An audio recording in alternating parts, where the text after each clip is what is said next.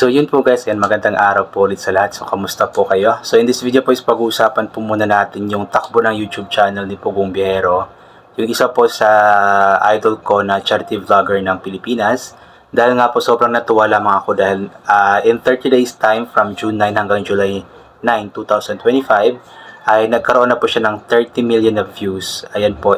And last month po, in the entire month of June is nagkaroon po siya ng 28 million na views, kaya number 1 po ulit siya bilang charity vlogger ng Pilipinas. At this time po, na-check ko ulit as of July 9 is nasa 30 million na nga po yung kanyang views. So napakataas po nun at alam ko na mahirap po talagang abutin yan. Kahit makaabot na nga lang na 100,000 na views is napakahirap na po. How much more pa itong 30 million na views. At alam ko na sobrang deserve talaga ni Pugong Biyahero itong napakataas na views na ito, and hoping na sana magtuloy-tuloy ito at mas tataas pa yung kanyang views. So, i-check po natin yung kanyang analytics. Ito po.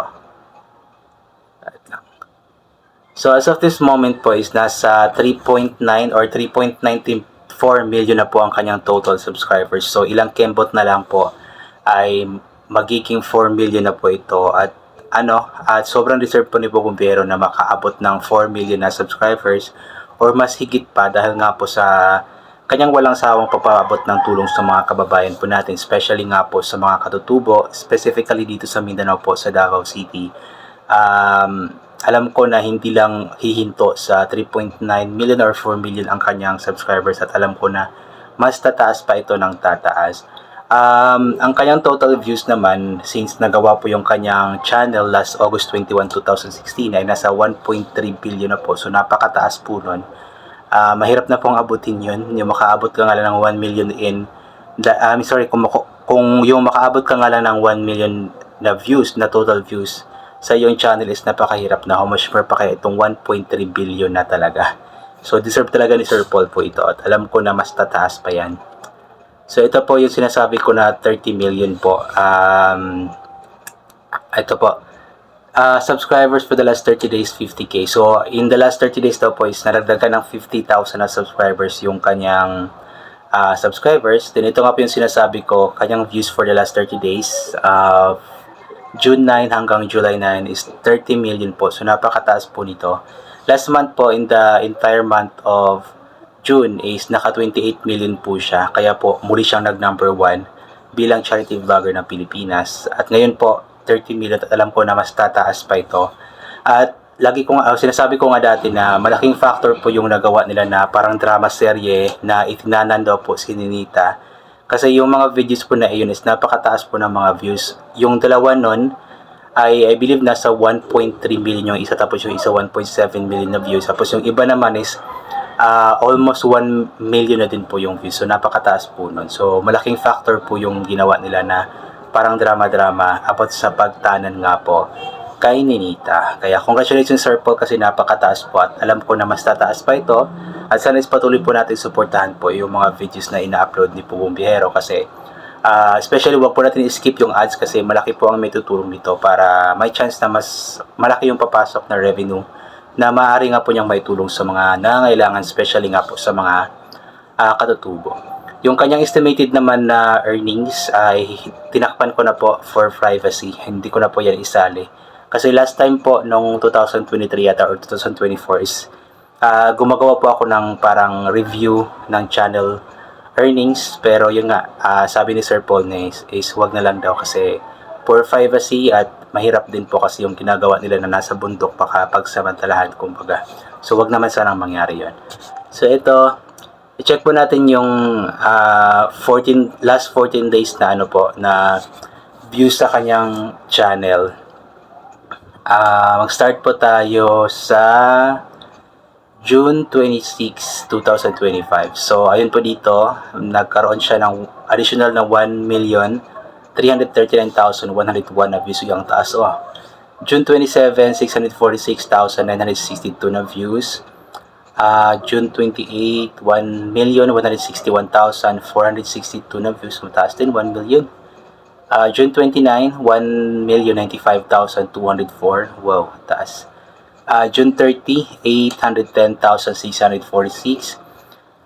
July 1, 918,369. July 2, 325,788. So medyo bumaba ito na part. July 3 naman is 891,501. So muling tumaas. July 4, 657,089. Ayan. So July 5 naman is 597,096. Ayan po. Mataas na po yun guys, yung ganoon po na views kaya in a daily basis po. At sa July 6 naman is 624,526. July 7, 709,961. July 8, 566,986.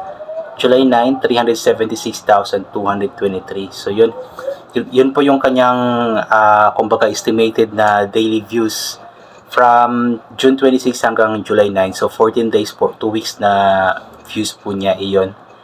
And ang kanyang daily average na views daw ay nasa 1,01,122. Wow, ang taas po nun.